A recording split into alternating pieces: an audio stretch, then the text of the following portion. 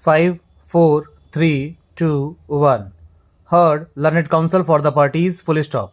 Respondent number 1, Kumar Lal was compulsorily retired from Rajasthan Higher Judicial Services upon attaining the age of 50 years, wide order dated 24/2/2009, full stop. The order was passed on the basis of recommendation made by the Administrative Committee, which commended to the full court of the High Court, full stop. Amongst other facts, it has been noted that from the year 1987, respondent number 1 till 1996 was continuously assessed as an average officer for almost 9 years, full stop. During this period, in the year 1989, Honorable the Chief Justice of the High Court had observed that respondent number 1 was a bad officer, full stop. It was also noted that he had submitted false statistics about his disposal and his representation with regard to those notings had been rejected, full stop. Even for the subsequent period, the officer was intermittently graded as an average officer, full stop. More importantly, a disciplinary inquiry on the allegations of taking bribe for delivering judgment was pending against him, full stop. Administrative Committee report mentions that several complaints had been received about the conduct of respondent number 1, including allegations of taking bribe, acquiring movable and immovable property by corrupt activities, etc., full stop.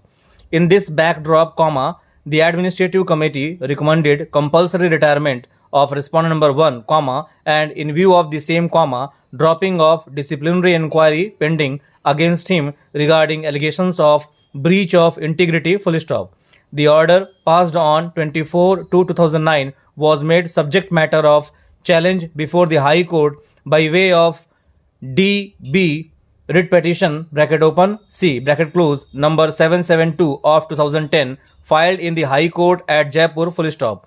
The division bench adverted to relevant aspects of the matter, but concluded that it was unable to reconcile the facts on record, and as the performance of respondent number 1 was not unsatisfactory, full stop. It did not warrant premature retirement from service, full stop. The impugned decision was, therefore, arbitrary, full stop. On this finding, the High Court allowed the writ petition and was pleased to set aside the order of compulsory retirement, and consequently directed the reinstatement of respondent number 1 in service with all consequential benefits, full stop. That decision of the High Court is subject matter of the present appeal, full stop. We have heard learned counsel for the parties, full stop.